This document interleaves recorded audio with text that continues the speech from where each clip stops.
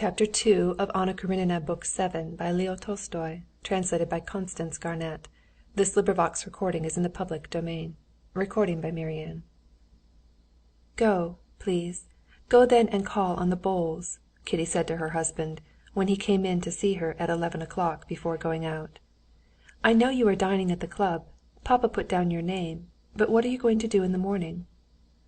I'm only going to Katavasov, answered Levin. Why so early? He promised to introduce me to Metrov. I wanted to talk to him about my work. He's a distinguished scientific man from Petersburg, said Levin. Yes, wasn't it his article you were praising so? Well, and after that? Said Kitty. I shall go to the court, perhaps, about my sister's business. And the concert? She queried. I shan't go there all alone. No, do go. There are going to be some new things. That interested you so. I should certainly go. Well, anyway, I shall come home before dinner, he said, looking at his watch. Put on your frock coat so that you can go straight to call on Countess Bola. But is it absolutely necessary? Oh, absolutely. He has been to see us. Come, what is it? You go in, sit down, talk for 5 minutes of the weather, get up and go away. Oh, you wouldn't believe it. I've got so out of the way of all this that it makes me feel positively ashamed. It's such a horrible thing to do. A complete outsider walks in, sits down, stays on with nothing to do, wastes their time and worries himself, and walks away. Kitty laughed. Why, I suppose you used to pay calls before you were married, didn't you? Yes, I did, but I always felt ashamed, and now I'm so out of the way of it that, by Jove, I'd sooner go 2 days running without my dinner than pay this call. One's so ashamed. I feel all the while that they're annoyed, that they're saying, what has he come for? No, they won't. I'll answer for that, said Kitty, looking into his face with a laugh. She took his hand. Well, good-bye. Do go, please. He was just going out after kissing his wife's hand, when she stopped him. Kostya, do you know I've only 50 roubles left? Oh, all right. I'll go to the bank and get some. How much? He said, with the expression of dissatisfaction she knew so well. No, wait a minute. She held his hand. Let's talk about it. It worries me. I seem to spend nothing unnecessary, but money seems to fly away simply. We don't manage well, somehow. Oh, it's all right, he said with a little cough, looking at her from under his brows. That cough she knew well. It was a sign of intense dissatisfaction, not with her, but with himself. He certainly was displeased, not at so much money being spent, but at being reminded of what he, knowing something was unsatisfactory, wanted to forget. I have told Sokolov to sell the wheat and to borrow an advance on the mill. We shall have money enough in any case. Yes, but I'm afraid that altogether... Oh, it's all right, he repeated. Well, good-bye, darling. No, I'm really sorry sometimes that I listened to mamma. How nice it would have been in the country. As it is, I'm worrying you all, and we're wasting our money. Not at all, not at all. Not once since I've married have I said that things could have been better than they are. Truly? She said, looking into his eyes. He had said it without thinking, simply to console her, but when he glanced at her and saw those sweet, truthful eyes fastened questioningly on him, he repeated it with his whole heart. I was positively forgetting her, he thought, and he remembered what was before them, so soon to come. Will it be soon? How do you feel? He whispered, taking her 2 hands.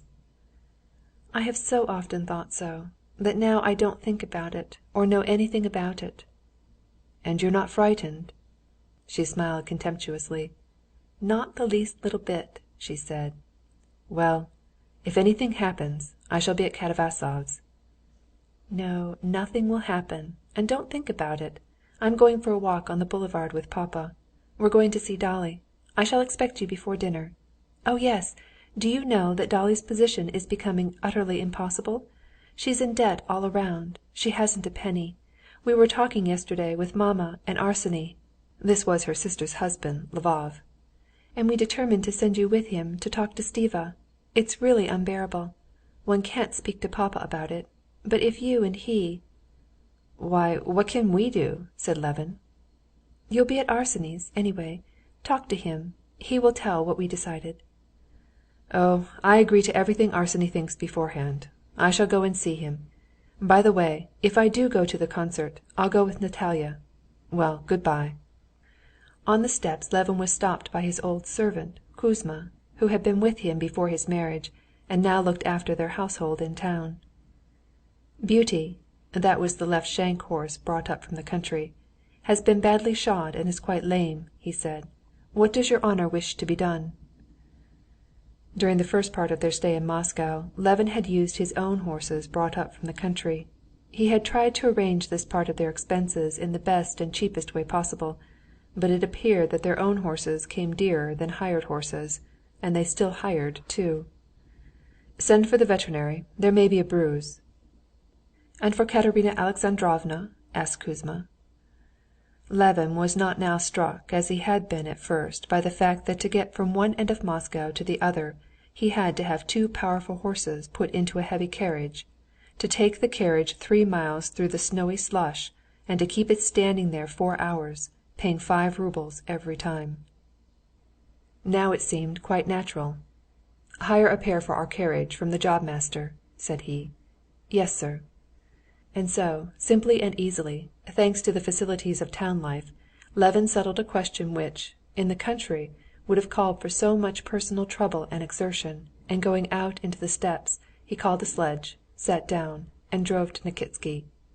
On the way he thought no more of money, but mused on the introduction that awaited him to the Petersburg savant, a writer on sociology, and what he would say to him about his book. Only during the first days of his stay in Moscow, Levin had been struck by the expenditure, strange to one living in the country, unproductive but inevitable, that was expected of him on every side. But by now he had grown used to it. That had happened to him in this matter which is said to happen to drunkards. The first glass sticks in the throat, the second flies down like a hawk, but after the third they're like tiny little birds.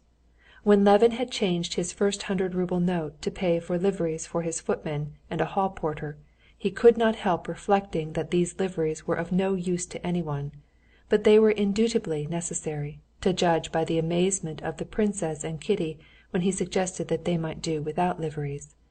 That these liveries would cost the wages of 2 laborers for the summer, that is, would pay for about 300 working days from Easter to Ash Wednesday, and each a day of hard work from early morning to late evening.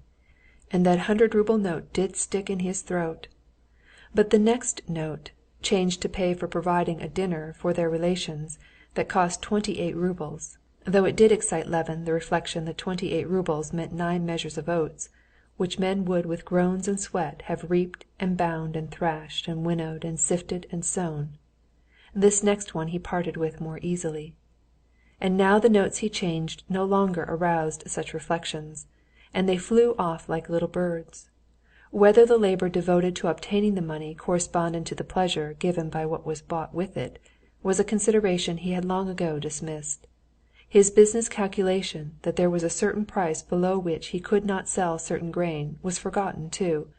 The rye, for the price of which he had so long held out, had been sold for 50 kopecks a measure cheaper than it had been fetching a month ago. Even the consideration that with such an expenditure he could not go on living for a year without debt, that even had no force. Only one thing was essential: to have money in the bank, without inquiring where it came from, so as to know that one had the wherewithal to buy meat for tomorrow. And this condition had hitherto been fulfilled. He had always had money in the bank. But now the money in the bank had gone, and he could not quite tell where to get the next installment. And this it was which, at the moment when Kitty had mentioned money, had disturbed him. But he had no time to think about it.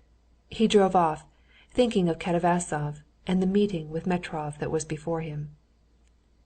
Chapter 3